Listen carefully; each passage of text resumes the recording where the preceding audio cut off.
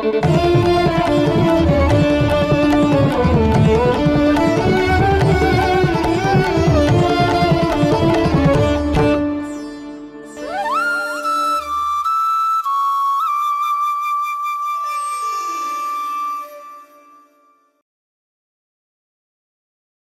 dear aspirants, welcome to today's current affairs session of Civilspedia. Today we'll be discussing about National Supercomputing Mission under our prelims topic and about the important bills that are under consideration in the Parliament and regarding the recapitalization of banks under our mains topic. So let's move on to our first topic of the day, the National Supercomputing Mission. So this particular National Supercomputing Mission has been in recent news because the company Atos has been awarded with a 4,500 crore project. So with respect to these topics, some of the keywords that you need to know are about this particular National Supercomputing Mission and the department which implements this particular mission, what are the objectives of this National Supercomputing Mission and the application areas of this particular mission. So let's move on to our topic, the National Supercomputing Mission. So this particular mission was envisaged by the previous government to be set up in order to empower the national academic and the R&D institutions of the country. So how they are going to empower this national institutions? By forming a supercomputing grid with the help of supercomputers. So as a part one of this particular National Supercomputing Mission, they have planned to install 70 supercomputers and forming a supercomputing grid. And the step two would be networking of the supercomputing grid to the National Knowledge Network, which is already present across the institutions of India in order to access the internet-based resources. Along with this particular National Supercomputing Grid would be networked. Along with that, the high-performance computing where human resources has also been planned. Nothing but creation of high talent pool who have a high knowledge on the supercomputers. So this talent pool would be developed by the departments. So this particular National Supercomputing Mission would be implemented by the Department of Science and Technology under the Ministry of Science and Technology and the Department of Electronics and Information Technology, which is nothing but the deity under the MeitY, the Ministry of Electronics and Information Technology. So all these supercomputers would be designed by the Center for Development of Advanced Computations under the Ministry of Environment, the Ministry of Electronics and the Information Technology. So this is all you need to know about this particular topic. So whenever there is a mission, there would be some objectives of that mission. So these statements would be helpful for you in prelims point of view because these statements can be asked directly under the prelims questions. So the first objective is to make India as one of the leaders in the supercomputing mission. And second thing is to empower our scientists and researchers with the state-of-the-art supercomputing facilities. And the third thing is to attain the global competitiveness and ensure self-reliance in the area of supercomputing technologies. And with the help of the supercomputing mission to minimize the redundancies and duplication of efforts. So when there is networking, the resources can be utilized very wisely. So these are the objectives of the National Supercomputing Mission. And the application areas of this particular supercomputing mission are this much. So you cannot remember all this, but just try to remember the trivial ones like the computational biology, molecular dynamics, and atomic energy simulations. And you have big data analytics under finance. Then your information repositories of the government and the geographical information systems, for example, your astrophysics and general climate modeling and weather prediction. So under this climate modeling and weather prediction, there was some recent news in the month of January 2018 that a particular supercomputer called Pratyush has been designed by this particular CDAC. So you need to know what are the supercomputers that are already present in India and what is their computing capacities or the processing capacities. So there are some 7 supercomputers that are already present in India. It is Pratyush, Meher, Sahasra, Aditya, TIFR color boson, which is nothing but the Tata Fundamental Research Institute, and under IIT Delhi we have some HPC and Param Yuva, etc. And if you see the processing capacities, only Pratyush is a very powerful supercomputer with 4 petaflops. So one petaflop is nothing but 1 million billion floating point operations per second. Nothing but the processing capacities. You just remember it is a processing capacity. And one petaflop is equal to 1000 teraflops. So only we are in the range of mostly teraflops and to some extent petaflops. But if you see some of the advanced supercomputers of the world, for example, for those ones that are in China, they are somewhere around 250 petaflops. It is nothing compared to what India has. So you need to remember what are the supercomputers that are already present in India. But these supercomputers are not a part of this particular national supercomputing mission. This is a separate topic for you to remember additionally. So let's move on to our main topics of the day. The first topic is the important bills that are under consideration in the parliament or that are pending in the parliament, which has to be passed in this particular winter session, which may be passed or which may not be passed. So let's see some of the trivial bills. First one is the DNA Technology Use and Application Regulation Bill of 2018. And secondly, we'll be discussing about the famously quoted Triple Talaq Bill or the Muslim Women Protection of Rights on Marriage Bill. And third thing is the Protection of Human Rights Bill, which is an amendment bill to the 1993 Human Rights Act of 2018. And fourth thing is the Juvenile Justice, Care and Protection of Children Amendment Bill 2018. So let's move on to our first topic, the DNA Technology Use and Application Bill. So this is some new bill which is being decided by the government to be tabled in the parliament. So they are going to use the DNA technology in order to help with the criminal offenses, to find who are those criminals, etc. So it regulates the use of DNA technology. This is one thing you need to know. So this will include all the criminal matters related to parentage, immigration disputes, your transplantation of human organs disputes, etc. So as a part of this particular bill, the bill aims to establish a national DNA data bank and regional DNA data banks. So there will be data banks at state levels and at the national level to have a list of those offenders whose DNA data has been collected. So every data bank will maintain the following indices. This you can have it in mind: the crime scene index, suspects or the under trials index, and the index of all those offenders, index of those missing persons, and unknown deceased persons. So sometimes we come across unknown deceased persons were not being able to identify because of very ruthless accidents, either because of trains or road accidents. So there might be there will be indexes for these particular things. And as a part of this bill, the bill also aims to establish a DNA regulatory board in order to regulate all these affairs. So every DNA laboratory that analyzes a DNA sample has to establish the identity of the individual, and after establishing the identity, it has to be accredited by this particular DNA regulatory board.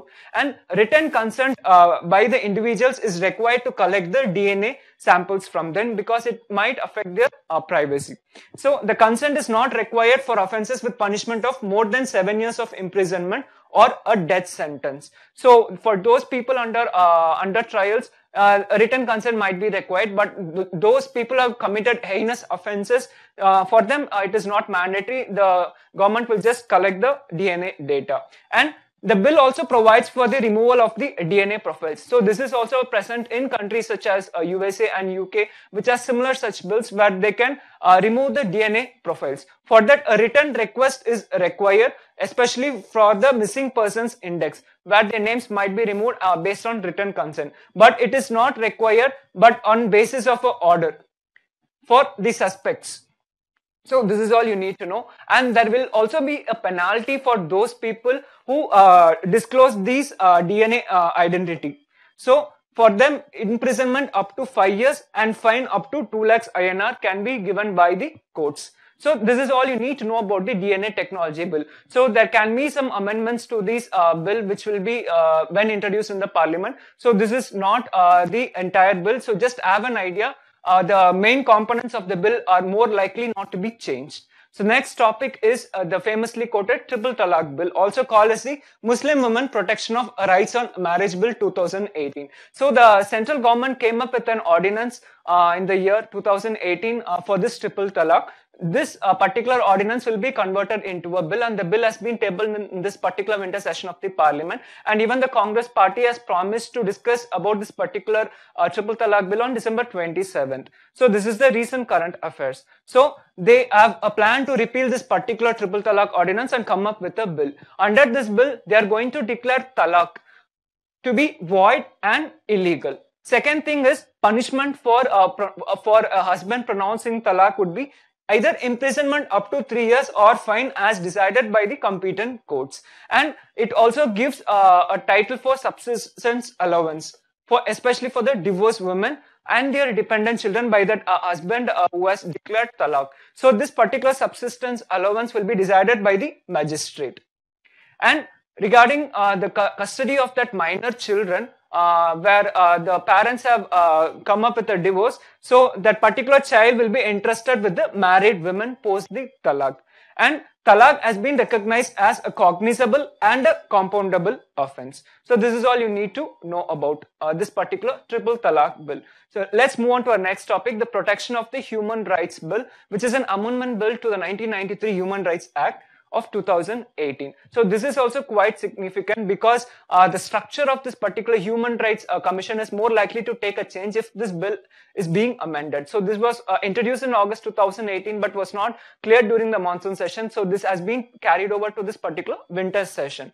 So this act provides for a National Human Rights Commission, State Human Rights Commission, as well as human rights courts. So I have tried to differentiate between what are the components of the Human Rights Act of 1993 versus what are the amendments to be made. So let's first see. First thing is the composition of the National Human Rights Commission, where the chairperson has been declared only the ex-Chief Justice of India would be a chairperson. But now this particular amendment asks for the chairperson to be either an ex-Chief Justice of India or ex-Supreme Court judges of Supreme Court. Second thing is, the old bill has members where only 2 persons can be appointed with a knowledge of human rights. But the new bill aims to give allocation to 3 persons who have a respectable knowledge of human rights, where amongst which one would be a woman.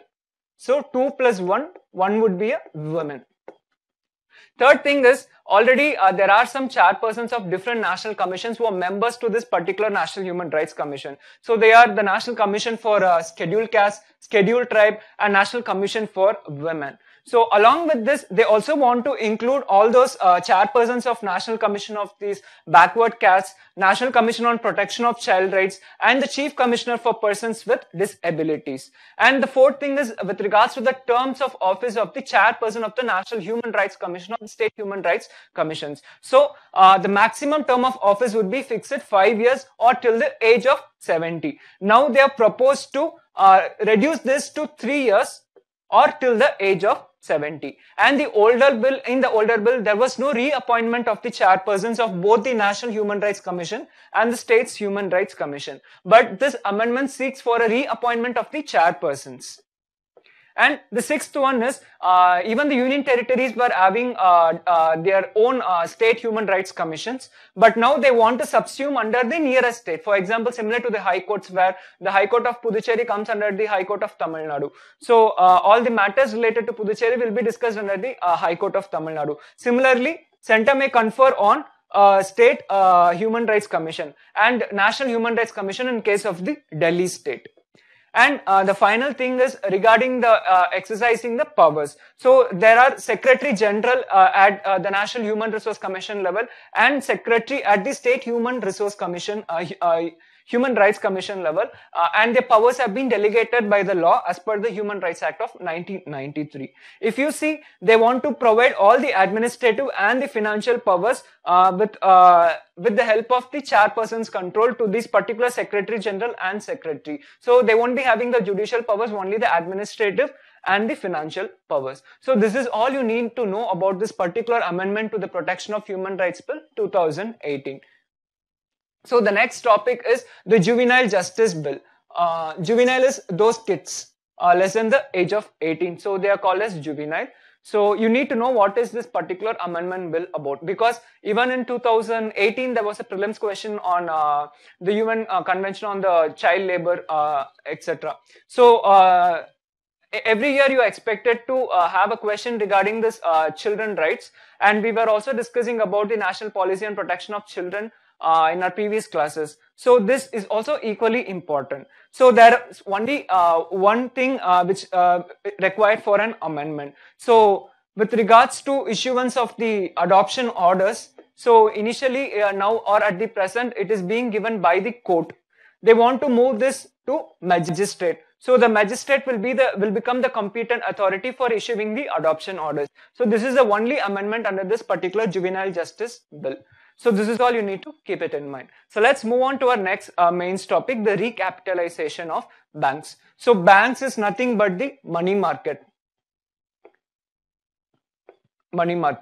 which involves a cyclical flow of funds. So you need to know two things under a bank's account book. First thing is the liabilities. Second thing is the assets for banks. So what are the liabilities? The money it receives from its investors, they form the part of liabilities. And what are the assets? All those loans that this particular company have, that are being given to either the government or to the individual, they form a part of assets. So these liabilities is nothing but the capital of the bank.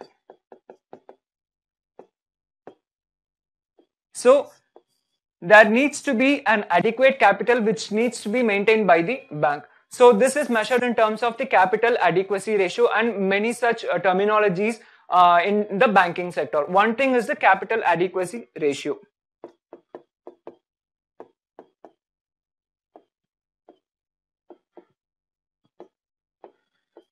And this particular assets has been in recent news for the past 3-4 years because of the non-performing assets.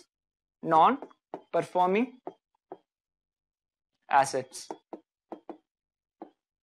So just by the name of this you can get non-performing assets. So whatever loans that has been given by the bank to the individual has not been recovered by the bank. So this becomes a non-performing asset. So all those loans given by the bank to the individual plus the interest upon the loans, if it is not being received by the bank more than 90 days, it will be classified as NPA.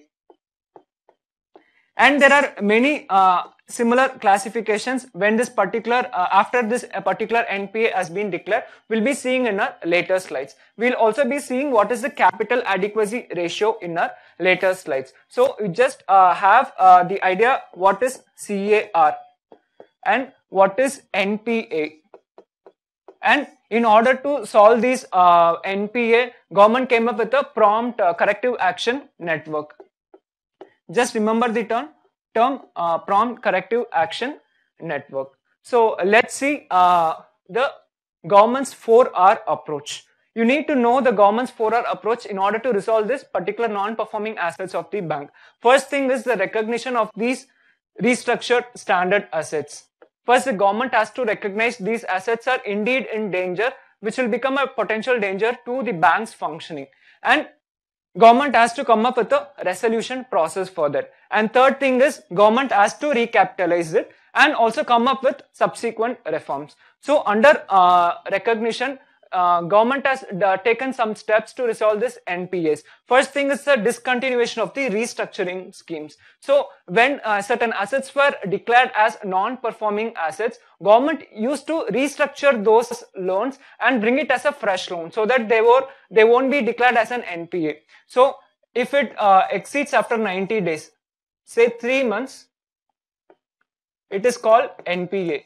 If this government restructures this particular NPA, it will become again a fresh loan. So this will not be counted under NPA for the next 3 months.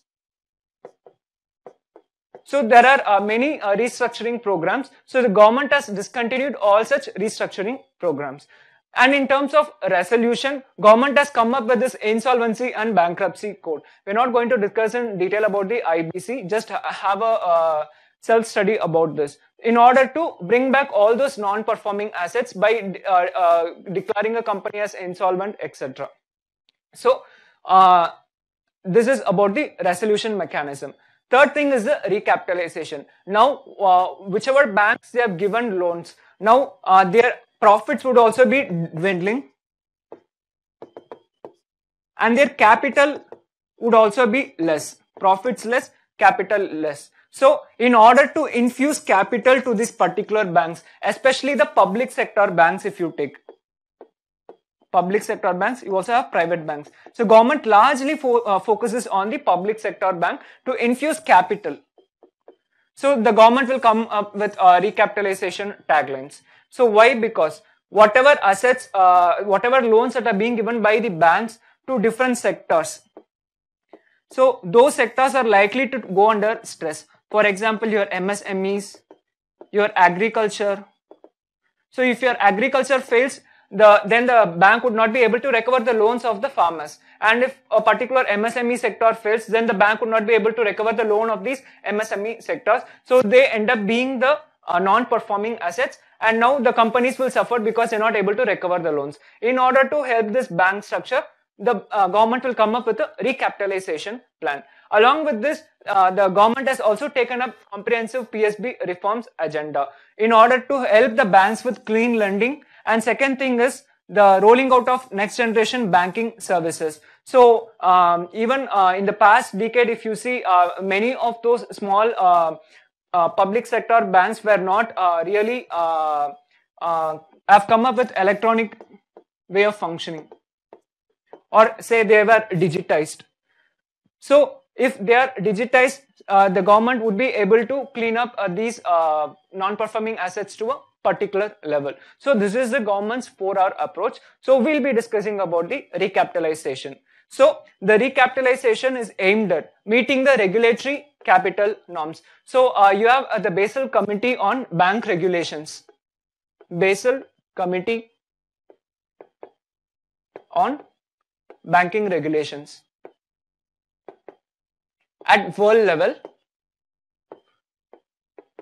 So this is nothing but a cluster of all those leading banks of the countries of different countries of the world. So if you see from India, the central bank is the RBI. So it is a cluster of such central banks. So they have come up with some Basel norms, which we'll be discussing in our later slide, which is nothing but we'll be discussing in our later slide. So in order to meet the regulatory capital norms. And the second thing is in providing capital to better performing prompt corrective action network banks to achieve 9% capital to risk weight asset ratio. So I was telling you about the capital adequacy ratio. It is also called as the capital to risk weight asset ratio, which we'll be discussing. So the Indian bank or the RBI has stipulated to maintain it to 9%. At world level by this Basel consortium, it is 8%, but India has gone up +1. We need to maintain 9%. And it has also recommended for the public sector banks to maintain a 12% capital adequacy ratio. As the name suggests, the governments have to have adequate capital in order to smoothly function. So this is the capital adequacy ratio. And 1.875% of capital conservation buffer. So we'll be discussing in our later slide. And 6% net NPA. So the non-performing asset threshold has to be maintained. It should not exceed 6%. So there are different threshold categories. Just have a look at them in order to facilitate to come out of this prompt corrective action network. So what is the prompt corrective action that you need to know? So there are two norms. One is the mandatory and the other is the discretionary. So if the government, if the particular bank's loans are really poor and it is not able to recover its loans, then there will be some mandatory provisions under the prompt corrective action network. Like it cannot extend its branches, there will be a cut in the salaries, etc. So these are mandatory provisions. And if you see the discretionary provisions, they can give loans only to those particular sectors which are performing relatively well, but not those who not to those sectors which are poorly performing. So this is that particular prompt corrective action network. And the third thing is facilitating non-prompt corrective action banks that are in the breach or some PCA thresholds to not to be in breach. So there are some 3 thresholds, 1, 2 and 3. So they might not be in the worst threshold, but they are most likely to enter this threshold. So in order to not them to enter into that threshold, the government will infuse some capital.